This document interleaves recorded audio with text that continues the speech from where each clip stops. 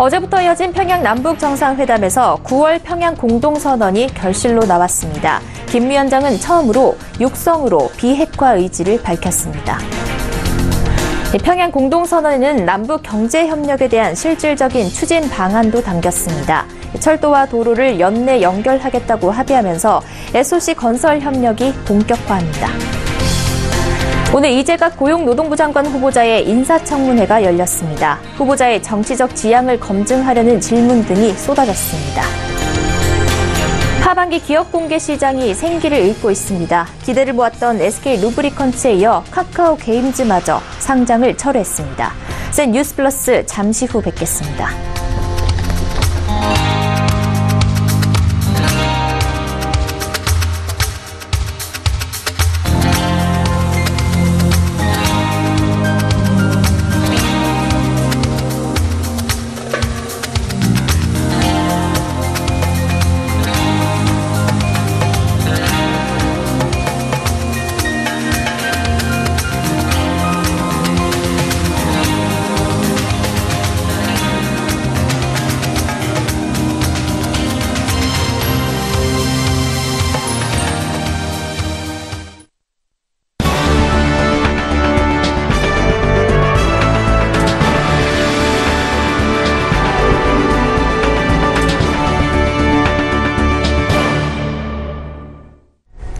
시청자 여러분 안녕하십니까? 센 뉴스 플러스 양한나입니다. 어제부터 이어진 평양 남북 정상회담에서 9월 평양 공동선언이 결실로 나왔습니다. 문재인 대통령과 김정은 북한 국무위원장은 공동 기자회견에서 비핵화 측면에서 합의를 이뤄냈다고 밝혔습니다. 북측이 이전보다는 구체적인 비핵화 의지를 밝힌 만큼 교착 상태에 빠진 북미 대화도 재개될 수 있을지 주목됩니다. 정훈규 기자입니다. 문재인 대통령과 김정은 북한 국무위원장은 오늘 오전 평양 백화원 영빈관에서 9월 평양 공동선언에 서명한 후 공동 기자회견을 통해 비핵화 합의를 알렸습니다. 먼저 운을 뗀 것은 김 위원장입니다. 조선 반도를 핵무기도 핵 위협도 없는 평화의 땅으로 만들기 위해 적극 노력해 나가기로 확약하였습니다. 김 위원장이 육성으로 비핵화 의지를 밝히긴 이번이 처음입니다. 이어 문재인 대통령은 남과 북은 처음으로 비핵화 방안도 합의했다며 북한의 구체적인 핵폐기 의지를 소개했습니다. 북측은 동창리 엔진 시험장과 미사일 발사대를 유관국의 전문가들의 참여하에 영구적으로 폐쇄하기로 했습니다. 동창리 시험장은 이미 폐쇄 중인 것으로 알려졌지만 북한의 셀프 해체라는 지적이 제기돼 실질적 조치로 평가받지 못했던 곳입니다. 이번에 유관국 전문가를 참여시키겠다는 계획을 알린 겁니다. 문 대통령은 김 위원장이 한반도 비핵화의 길을 명확히 보여줬다고 평가하며 미국 측의 협조도 간접적으로 요구했습니다. 미국의 상응 조치에 따라 영변 핵시설의 영구 폐기와 같은 추가적 조치도 취해 나가기로 했습니다. 미국의 상응 조치가 무엇인지 구체적인 언급은 없었지만 종전선언에 대한 전향적인 입장 변화를 요청한 것으로 해석됩니다. 도널드 트럼프 미국 대통령은 9월 평양 공동선언 합의문이 공개된 지 1시간 만에 트위터에 글을 올려 김정은 국무위원장이 핵사찰을 허용하는 데 합의했다며 매우 흥미롭다고 평가했습니다. 서울경제TV 정은규입니다.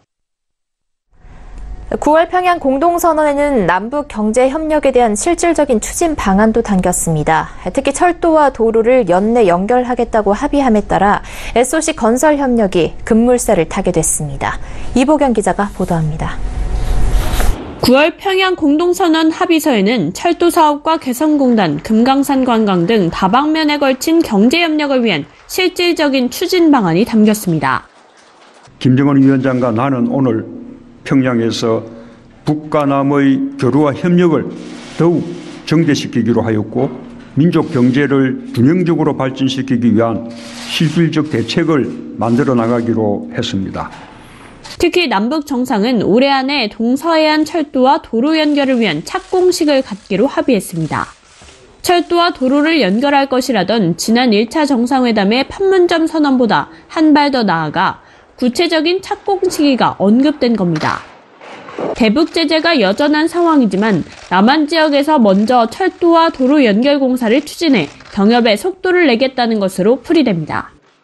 또 남북 정상은 개성공단과 금강산 관광 사업을 정상화하고 서해 경제 공동특구와 동해 관광 공동특구를 조성하기로 합의했습니다. 유엔의 대북 제재를 고려해 조건이 마련되는 데 따라라는 전제는 깔렸습니다. 하지만 개성공단과 금강산 관광사업의 정상화를 문서로 합의했다는 점에서 의미가 큽니다. 덧붙여 자연생태계보건과 전염성 질병의 유입 확산 방지를 위한 긴급조치 등 환경과 보건복지협력과 같이 대북 제재와 관계없는 부분들은 즉시 추진하기로 합의했습니다. 서울경제TV 이보경입니다. 오늘 국회에서 이재갑 고용노동부 장관 후보자를 검증하기 위한 인사청문회가 열렸습니다. 최저임금 인상 등 현 정부의 핵심 정책을 주관하는 부처인데다 최근 일자리 상황이 좋지 않다 보니 고용노동부 새 수장 후보의 철학에 관심이 쏟아졌습니다. 진보와 보수 정권을 두루 거치며 쌓은 공직 커리어가 장점인 듯 했으나 오히려 무색무취하다며 후보자의 발목을 잡았습니다. 고현정 기자입니다. 고용노동부에서 30년 넘게 재직하며 꾸준히 커리어를 쌓아온 이재갑 고용노동부 장관 후보자. 그런 그의 이력이 전문성으로 인정받기도 했지만 오늘 국회에서 열린 인사청문회에서는 양날의 검이 됐습니다. 진보와 보수의 정책적 차이점을 설명해보라는 질의부터 최저임금을 둘러싼 고용통계 논란에 대한 입장을 정하라는 질문까지 후보자의 정치적 지향을 검증하려는 공세가 쏟아졌습니다.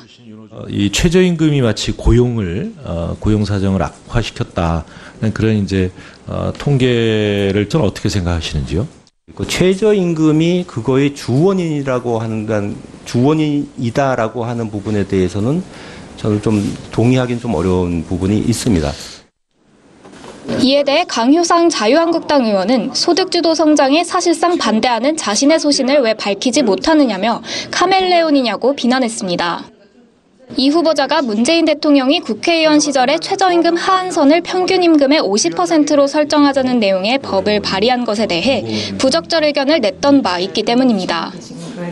여당인 이용득 의원 역시 적폐 정권에서 일했는데 적폐 청산이 기조인 정부에 적합한지 모르겠다며 여야 모두 탐탁치 않아 한 겁니다. 한편 이 후보자가 다운계약서를 작성해 세금을 탈루하고 비상장 주식을 내부 정보를 활용해 사들였다는 의혹을 검증하는 과정에서 이 후보자의 태도 논란이 불거지기도 했습니다.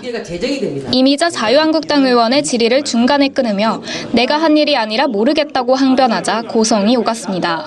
그러니까 답을 하라. 이렇게 하면 답을 하는 건데 한마디 지금 죄거리를 하는 거 아니에요 지금. 고용 상황이 최악인 상황에서 일자리 주무부처 장관으로 등판하는 새 수장 후보자의 역량이 시험대에 올랐습니다. 서울경제TV 고현정입니다. SK 루브리 컨텐츠에 이어 하반기 IPO 기대주였던 카카오게임즈마저 상장을 철회하면서 기업 공개 시장이 생기를 잃고 있습니다. 올 들어 벌써 9개 기업이 상장을 포기한 데다 심사가 지연되고 있는 기업도 14곳에 달해 상장을 준비하는 기업들의 불안이 커지고 있습니다. 업계 관계자들은 까다로워진 회계감리와 좋지 않은 증시 상황을 원인으로 지적합니다. 김성훈 기자가 보도합니다. 하반기 코스닥에 상장할 것으로 기대를 모았던 카카오게임즈가 지난 18일 상장을 철회하겠다고 밝혔습니다. 카카오게임즈는 지난 6월 우량기업 대상 패스트트랙을 통해 상장 예비심사 승인을 받았지만 회계감리가 길어지면서 증권신고서를 제출하지 못해 결국 상장 철회를 결정한 것으로 보입니다. 코스닥 상장을 준비하다 철회한 기업은 카카오게임즈만이 아닙니다. 올 들어 오알캠, 비올, 진셀팜, 투임 등 총 7곳이 상장 예비심사를 신청했다가 상장을 철회했습니다. 전문가들은 한층 깐깐해진 회계감리를 상장 철회의 주요 원인으로 지적합니다. 감리가 지연되면서 공모자금 확보 시기가 불확실해지고 상장 준비로 주요 임원들의 발이 묶이자 차라리 포기한 뒤 재도전하려는 기업들이 늘고 있는 겁니다. 현재 45일의 기본 심사 기간을 넘긴 심사 지연 기업이 14곳에 달해 13개 기업이 상장을 포기했던 지난해보다 상장 철회 기업이 더 많아질 수 있다는 우려가 나옵니다. 코스피 기업 공개 시장의 분위기도 좋지 않습니다. 올 상반기 IPO 유망주로 꼽히던 SK 루브리컨츠에 이어 HDC 아이서비스도 지난 7일 상장을 철회했습니다. 두 곳 모두 수요 예측에서 기관 투자자들의 호응을 이끌어내지 못해 공모 가격이 희망 범위 아래로 떨어진 것이 상장 포기의 주요 원인이었습니다.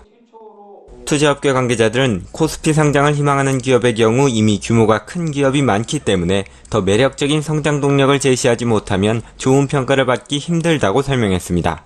서울경제TV 김성훈입니다.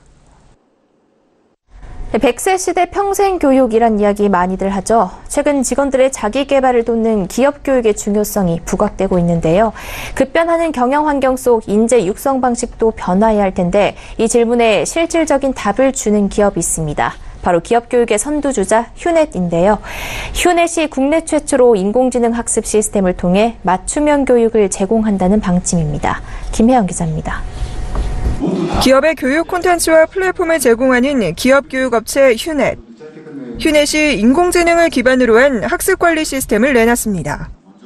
핵심은 초재능, 초실감, 초연결입니다.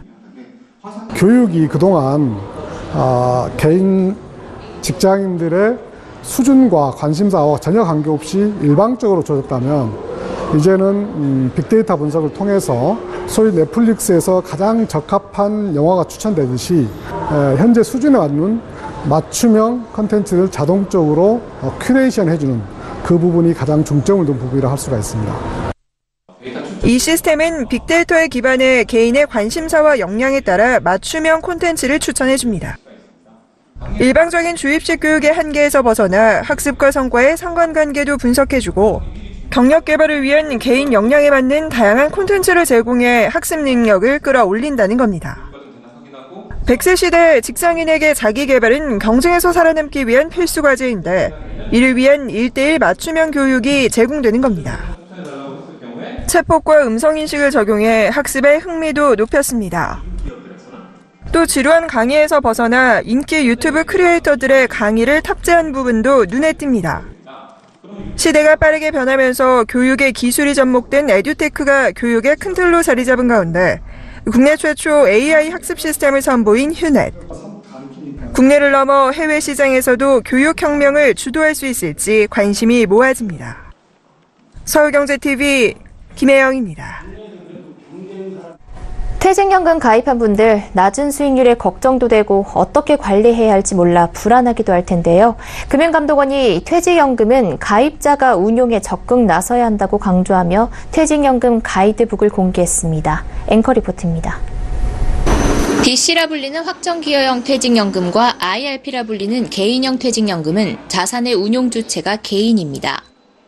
그럼에도 불구하고 DC와 IRP 퇴직연금 가입자 대부분은 운용에 무관심하고 실제 지난해 운용 지시를 변경하지 않은 가입자가 약 90%에 달합니다. 금융감독원은 오늘 퇴직연금 관련 조언을 담은 가이드북 행복한 동행 퇴직연금을 발간했습니다. 가이드북에 따르면 퇴직연금 운용상품의 만기가 도래하면 단순히 같은 상품으로 운용기간을 연장하는 데 그치지 말고 상품의 변경이 필요한지 적극 판단하는 것이 좋습니다.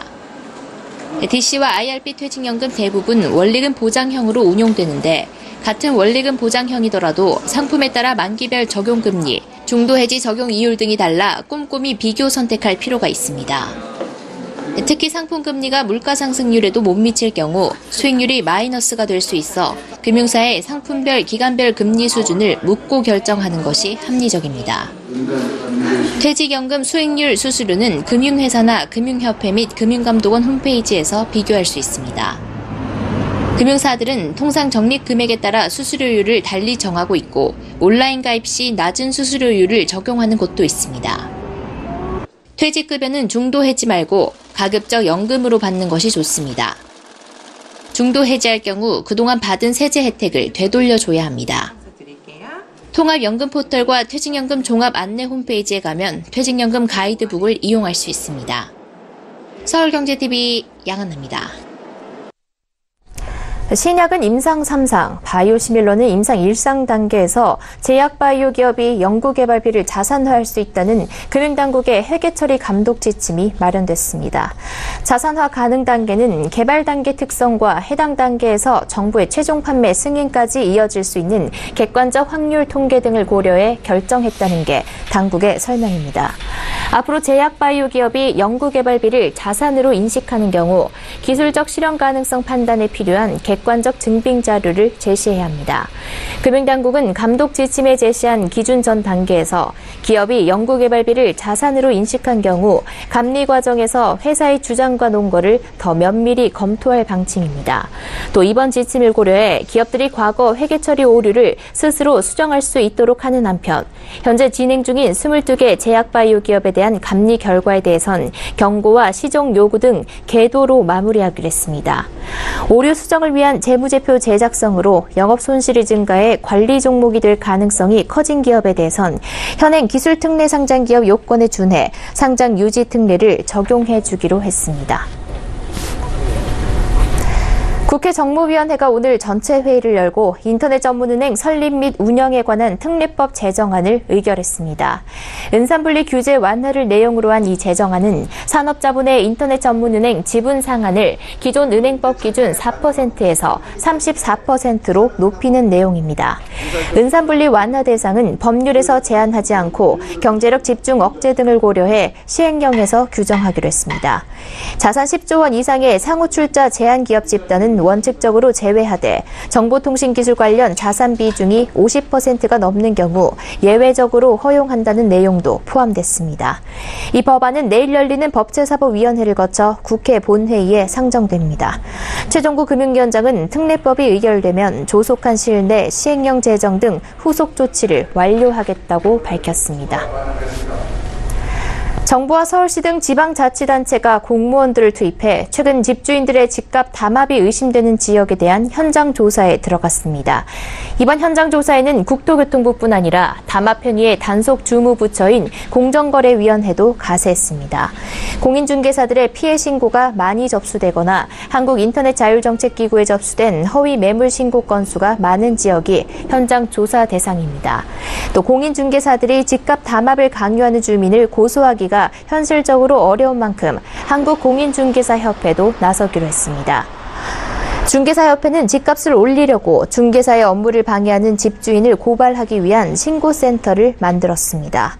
국토부 관계자는 공인중개사는 직접 주민을 고소할 경우 영업을 접을 각오를 해야 할 정도로 큰 부담을 가질 수밖에 없다며 이들을 위해 협회가 중개사들의 신고를 받아 대표로 고발하거나 수사 의뢰할 수 있으며 정부가 협회에서 자료를 넘겨받아 수사 의뢰 등을 하는 방안이 가능하다고 말했습니다.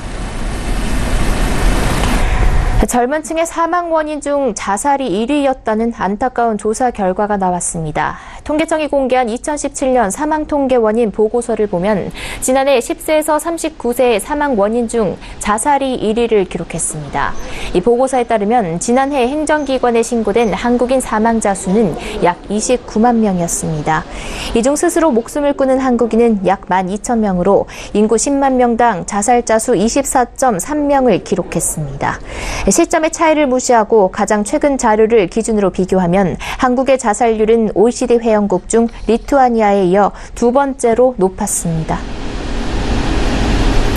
LG U+가 U+ 드론 관제 시스템을 이용해 야간에도 보다 정밀하게 작물 보호제를 살포하는 드론 야간 정밀 방제를 시연했습니다. 시연은 LG U+의 LTE망을 활용한 U+ 드론 관제 시스템과 실시간 이동 측량 시스템을 접목해 국내 최초로 야간 드론 방제를 시도한 겁니다. 이용자가 작업 지역을 설정하고 시작 버튼만 누르면 자동으로 드론이 비행하는 방식으로 드론 방제에 활용된 실시간 이동 측량 시스템 기술은 정확한 위치를 파악해 살포 지역의 오차 범위를 2에서 3cm로 줄이는 기술입니다. 현대자동차는 스위스의 홀로그램 전문기업 웨이레이에 전략적 투자를 단행하고 공동으로 홀로그램을 활용한 증강현실 내비게이션을 개발한다고 밝혔습니다. 현대차는 웨이레이와 개발한 증강현실 내비게이션을 2020년부터 양산차에 탑재한다는 목표입니다. 국내 최고층 빌딩인 잠실 롯데월드타워의 대테러팀이 보안 강화를 위해 스타트업 기업인 링크플로우가 개발한 360도 카메라를 도입했습니다. 이 카메라는 목걸이 형태에 장착된 미니 카메라 4개를 통해 촬영자가 미처 보지 못하는 측면이나 뒷면을 다 담을 수 있습니다. 추석 연휴 기간 데이터 사용량이 급증할 것으로 예상됨에 따라 이동통신 3사가 특별 근무 체제에 돌입합니다. SK텔레콤은 추석 당일인 24일 귀양 귀성객의 미디어 시청이 급증하면서 LTE 데이터 사용량이 평소보다 11.3% 증가할 것으로 전망했습니다. 보건복지부는 추석 연휴 의료 이용 불편을 최소화하기 위해 이 기간 이용 가능한 병의원과 약국 정보를 129 보건복지 콜센터나 의료포털, 응급의료정보 앱 등을 통해 제공한다고 밝혔습니다. 추석인 24일 문을 여는 공공의료기관은 약 420곳, 병의원은 820곳, 약국은 1,800곳입니다.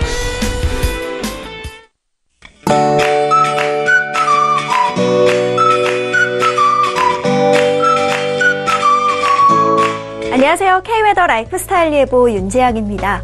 현재 전국이 대체로 흐린 가운데 전남과 경남, 제주도 곳곳에 비가 내리고 있습니다.